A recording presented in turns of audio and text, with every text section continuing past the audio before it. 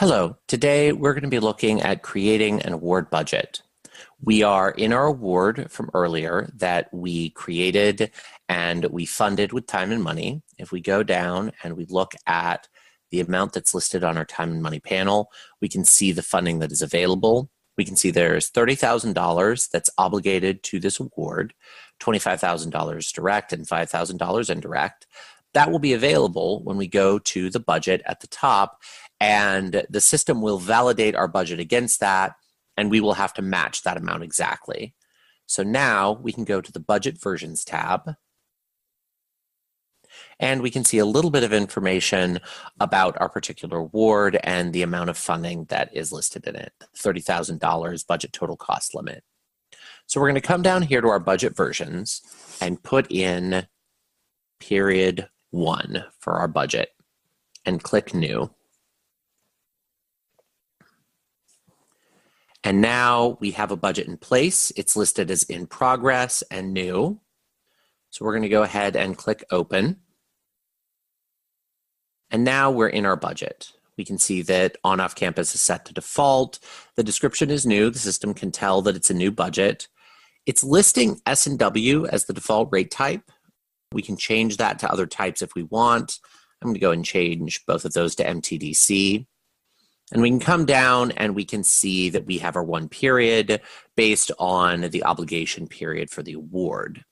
We also have this search screen over here at the end of our first period. So I'm going to click on that.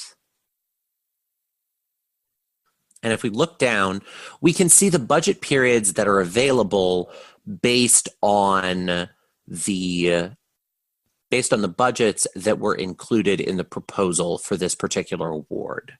So we can come here and I can click select and we can return selected on the first period. So this is going to bring back the first period of the budget that was listed on that particular proposal. And we can see the basic information. It doesn't quite match our award, which that's not unusual.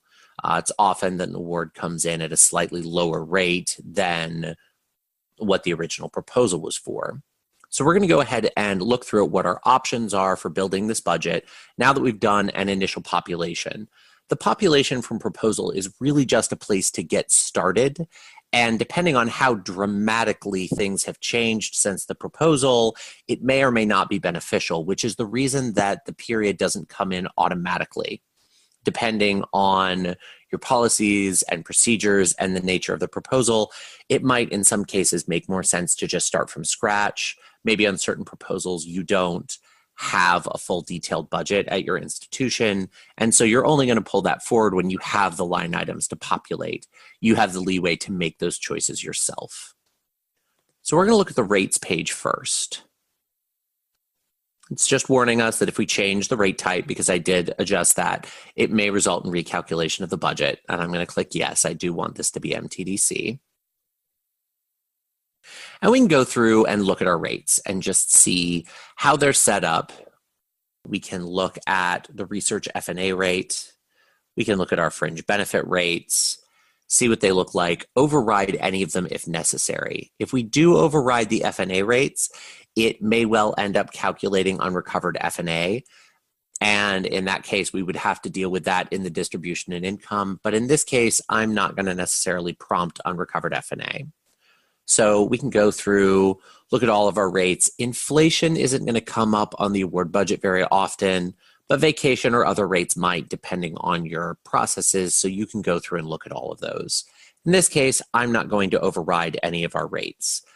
I'm going to look at the summary page. The summary page I'm probably not going to do much with, but it will give me a chance to kind of take a quick look at everything that's pulled in and what that looks like in one place. I can see I have some travel and some participant support. This is a fairly simple budget because I just wanted to show what the pieces of the budget module were. In a normal real world budget, you'd probably have slightly more detail. So we can see everything that's there. And we can see that our total costs are $27,410. So in this case, we're actually probably going to end up increasing things a little bit. So if we go over to personnel,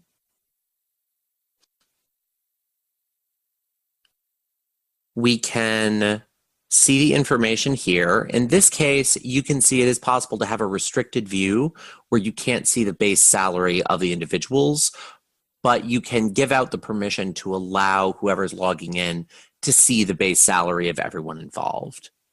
We can look at the budget overview and take a look and track that information again. And then we can go down and look at our budget detail. We can see we're charging 10% effort to this individual. We can see how that's calculating out in terms of requested salary and fringe. And we can review and make changes as appropriate based on the change to our ward.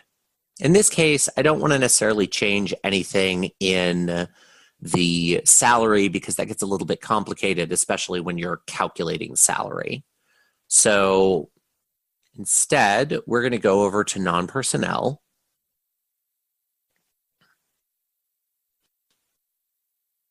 And we can see here that each of these sections list one line item, which is very convenient because we can come in here and we can see that we have travel, foreign expenses. So let's increase that by 1,000 because we do know we need to get to 35,000. So our total sponsor cost is actually going to go up by a little bit. So we're going to increase that, go down and look at our participant costs. And we can see that the participant cost does not look like it's pulled in the full amount we were expecting. So I'm going to go ahead and add $1,000 there. If we look at our other direct, that's $4,000. We'll go ahead and increase that to 6, and then I'm going to hit save. And we'll see what that did to our overall amounts. Now, when we did save, it did take us immediately to our data validation. So we can look at this error, see again, our budget doesn't match exactly yet. I'm going to go ahead and turn off validation. And then we can go back to non-personnel. We can see our total sponsor cost is now at $28,910. So we still have a little bit of work to do to get exactly where we want to be. If we go back to our parameters, we can see that our budget limit is 30,000. So let's go ahead and jump over to summary.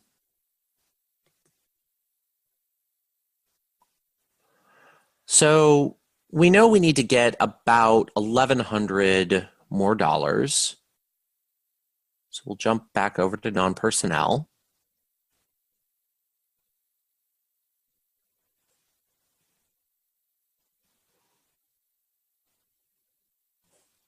I'm going to put $800 more dollars in there. And then we're going to navigate back to summary and make our final adjustments. So we are at 30,110. So that is convenient because we can adjust our total F&A costs and our fringe benefit costs so that we'll come in at exactly the right amount. So I'm going to come here and I'm going to change those to 4,290. We're going to hit save. And now we've matched exactly. Now you will notice that the F&A costs do not match the F&A rate that we actually listed in the award. You may well want that to match exactly as a matter of your process. The system only validates on the total cost and only makes that match. So depending on what your procedures are and how closely you're tracking things, the exact direct and indirect breakdown might not always match what's in the award. If that is something that you need to match, then that is something that you'll want to manage as a matter of process, but the system will not enforce that on you. It will just enforce that the total costs match. So now that we have resolved that, we can go to our budget actions. And I'm going to turn data validation back on. And we can see we have no errors, which is fantastic. So I'm going to hit submit. And we can go down. At the top, it does say the document was successfully submitted. So we're going to check our route log.